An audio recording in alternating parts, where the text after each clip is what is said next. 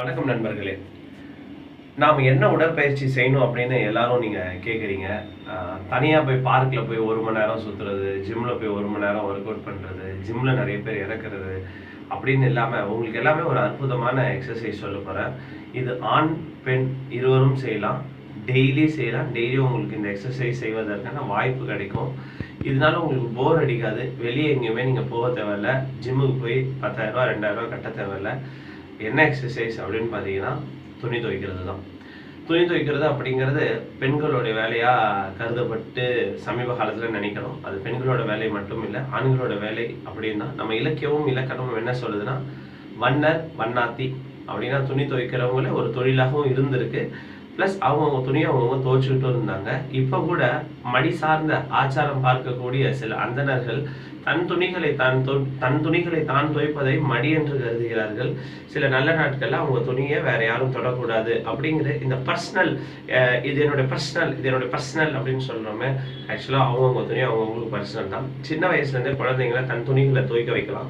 உதாரணம், துணியில என்னென்ன வேலை இருக்கும் அப்படின்னு பார்த்தீங்கன்னா, ஃபர்ஸ்ட் நம்ம அழுக்கு துணியை ஊற வைக்கணும். ஊற வச்சுட்டு ஒரு அரை மணி நேரம் ஆன பிறகு அந்த அழுக்கு துணி என்ன பண்ணுறோம், நல்லா குமுக்குறோம். அப்புறம் அதுக்கப்புறம் என்ன பண்ணுறோம், நல்லா அலசுறோம். அந்த மாதிரி ஒரு 10-20 தடவை அலசுறோம். அலசின துணியை என்ன பண்ணுறோம், அலசின துணியை புழியறது மூலயமா. இப்போ இப்படி சொன்னால் தானே எல்லாருக்கும் பிடிக்குது. அலசும் போது உங்களுக்கு லேட்ஸு பேக்ஸ் எல்லாம் ஒர்க் ஆகும். பிழியும் பொழுது உங்களுக்கு ஃபோர் ஆர்ம் பைசெப்ஸ் ட்ரைசெப்ஸ் எல்லாம் டெவலப் ஆகும். அப்படி சொன்னால் தான் எக்ஸசைஸே பண்ணுறாங்க. சும்மா உடம்புக்கு நல்லது நம்ம வேலைன்னு சொன்னால் பண்ணுறதில்ல. என்ன அப்டமன் மசில் எல்லாமே டைட் ஆகும். ஏன்னா இப்படி பண்ணும்போது என்ன ஆகும், இறுகி பிடிக்கும் போது அப்புறம் அதை கொஞ்ச நேரம் திரும்ப நம்ம துணியில் காய போடணும். அப்புறம் காஞ்ச துணியை, அப்புறம் இந்த மாதிரி ஈரமான துணியெல்லாம் மாடிக்கு ஏறுறதுக்கு. ஸோ மாடி ஏறுறதுமே ஒரு எக்ஸசைஸ் தான்.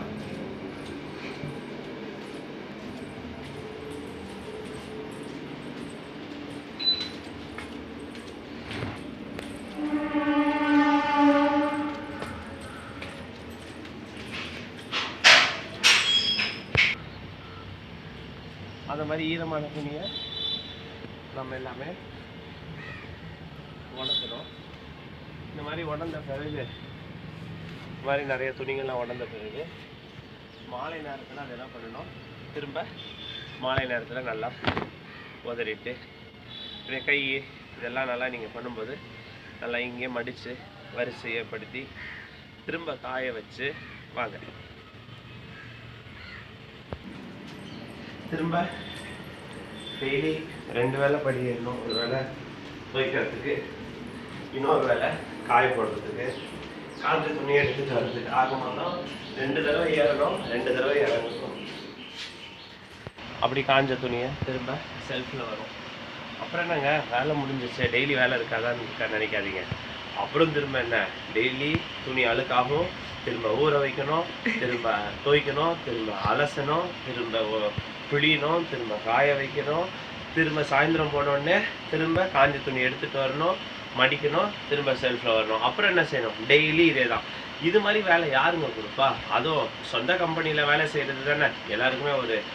ஏன்னா அடுத்தவங்க வீட்டு துணியை துவைச்சா தாங்க வேலை. நம்ம துணியை துவைச்சா அது நம் நாடு, நம் பெருமை. அப்புறம் என்னென்ன பவுடர்லாம் நீங்கள் ரெக்கமெண்ட் பண்ணுறீங்க அப்படின்னா, நாங்கள் எங்கள் துணிகள் எல்லாமே நம்ம இந்தியாவோட பழமையான பிராண்டுகளான கொஞ்சம் பாஸ்கட். எங்கள் துணிகள் எல்லாம் விலை உயர்ந்த இப்போத்தெல்லாம் பவுடர்லாம் கிடைக்குது. அந்த பவுடர்லாம் துவைக்கிறது இல்லைங்க. சின்ன வயசுலேயே கேட்டிருப்பீங்களே, பொன்வண்டு போட்டு பாருங்க, போட்ட துணிகள் பளிச்சிடுமே, பொன்வண்டு. ஆமாங்க, எங்கள் துணி எல்லாமே இது எங்கள் வீட்டில் மட்டும் இல்லை, எங்கள் வார்டில், ஹாஸ்பிட்டலில் பெரினியல் கேர் பேட்ஸ், அதாவது இந்த யூரின் மோஷன் படுற துணிகள், உதிர துணிகள்ல எங்களுதும் நிறைய. உதிரம்னா என்ன, ரத்தங்க. உதிரம்னாலே மெட்டர்னிட்டின்னு சம்மந்தம் கிடையாது. உதிரம்னா ரத்தம். எங்களுதுமே ஊண்டெல்லாம் சோகேஜ் ஆகிற துணிகள்லாம் இதெல்லாம் நாங்கள் வாஷிங் மிஷினில் கறந்துருச்சு. இந்த மாதிரி பொன்வண்டு அப்படியே யூஸ் பண்ணி தான், அரசன் கூட யூஸ் பண்ணுவோம், பொன்வண்டு யூஸ் பண்ணுறோம். மற்ற பிராண்டுகள் நாங்கள் இப்போதைக்கு யூஸ் பண்ணுறது இல்லை. அதனால் இந்த வேலை உங்களுக்கு டெய்லி கிடைக்கும். இது பிராண்டுன்னு அவங்கள்ட்ட நான் ஃபேவர் வாங்கின்னு நினச்சிக்காதீங்க. இந்த வேலை உங்களுக்கு டெய்லி கிடைக்கும். இது உங்கள் வீட்டிலே நீங்கள் செய்யலாம். உங்களுக்கு அது பெருமையாக இருக்கும். என்னென்ன வேலை மறந்துடாதீங்க. அழுக்கு துணியை கொஞ்சம் ஒரு சில டிப்ஸு சொல்கிறேன். அழுக்கு துணியை முடிஞ்சதுன்னா நைட்டே ஊற வச்சுட்டு நீங்கன்னா காலையில் அந்த அழுக்கு துணி நல்லா துவைக்கும். இந்த சர்ஃப் பவுட்ரு இந்த மாதிரி பொன்வண்டு பவுடர்லாம் நீங்கள் போடும் பொழுது நீங்கள் கம்மியாக போட்டிங்கன்னா போதும். ரொம்ப நிறைய போட வேணாம். நிறைய போட்டிங்கன்னா உடம்புலாம் அரிக்க ஆரம்பிக்கும். ரொம்ப கம்மியாக போடுங்க போதும். நைட்டே ஊற வச்சிங்கன்னா காலையில் ஈஸியாக நல்லா துவைக்கலாம். துவைச்ச துணியை பிழியலாம், பிழிஞ்ச துணியை காய வைக்கலாம், காஞ்ச துணியை சாயந்தரம் அடித்து எடுத்துகிட்டு வந்து செல்ஃபில் வைக்கலாம். அந்த ப்ராசஸ் வில் ரிப்பீட். இது உங்களுக்கு ஒரு நல்ல பயிற்சியாக இருக்கும். யோசிச்சு பாருங்கள், இந்த ஒரு வாஷிங் மிஷினால் நமக்கு 2 மணி நேரம் சேவ் ஆகுதுங்க டெய்லி. இந்த 2 மணி நேரம் சேவ் ஆனதை நம்ம யார்கிட்ட போய் செலவு பண்ணுறோம்? இதோ பார்த்துட்டு இருக்கீங்களே, இந்த செல்ஃபோனு டிவி தான். சீரியல் அவனை குத்து இவனை குத்து, இவனாண்ட போ அவனாண்ட போ, இவன் அவனை வச்சுட்டு இருக்கான், இவன் இவனை வச்சுக்கிட்டு இருக்கான், இவன் ஆம்பளை அவன்கிட்ட போனா, இவன் பொம்பளை இவன்கிட்ட போனா, இதே சங்கதி தாங்க. கேட்டு கேட்டு கேட்டு மனசு நொந்து நூடுல்ஸ் ஆகி அந்த அழுக்கு துணி போல் நம்ம மனசும் ரொம்ப தோய்ச்சி போயிருக்கு. அதனால் அவங்கவுங்க துணியை அவங்கவுங்க நம்ம துவைப்போம். இந்த வாஷிங் மிஷினை முதல்ல ஏற கட்டுவோம். இது மூலமா என்னப்பா எல்லாம் பின்னாடியே போகலாமா? த ரீட்ரோ மேன் அப்படின்னு கூட பேர் வைக்க ஆரம்பிச்சிட்டிங்க. இந்த பூமர் மேன், நீங்கள் ரீட்ரோ மேன், நீங்கள் எப்படி பேர் வச்சாலும் பரவாயில்ல. நாடுகளும் நம்மளுடைய நேரங்களும் வளர்ந்துட்டு இருக்கிறதுனால சாப்பாடை தவிர வேறு எதுவும் நம்ம சாப்பிட முடியாதுங்க. மலத்தை தவிர வேறு எதையும் கழிய முடியாதுங்க. இதில் எந்த மாற்றமும் இருக்க முடியாது. அதனால் காலங்கள் எவ்வளோ மாறினாலும், நாம் எவ்வளோ முன்னேற்றமானாலும் நம் உழைப்பு நமக்கு பெருமை. அதனால் நிறைய கண்டுபிடிப்புகளை ஒன்று ஒன்றா தேவையா இல்லையான்னு பார்த்து நான் ஒழிச்சு கட்டிக்கிட்டே வரேன்.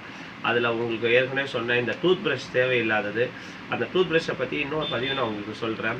அது மாதிரி ஒன்றும் தேவையில்லை. இப்போதைக்கு இந்த வாஷிங் மிஷின், இந்த துணி துவைக்கிறது மிஷினில் துவைக்கிறது தேவையில்லை. கையால் துவைச்சு நம்ம உடல் ஆரோக்கியம் வாரணும். ஏன்னா எந்த வேலை இல்லை, எந்த வேலை இல்லை, என்னங்க பண்ணுறது, வீட்டில் சும்மா தான். உங்கள் துணியை உங்கள் கையால் துவைங்க, ஆரோக்கியம் பேணுங்க, சர்க்கரை நோய் பறந்து போகும். மற்றும் ஒரு முக்கிய பதிவில் சந்திப்போம். நன்றி, வணக்கம்.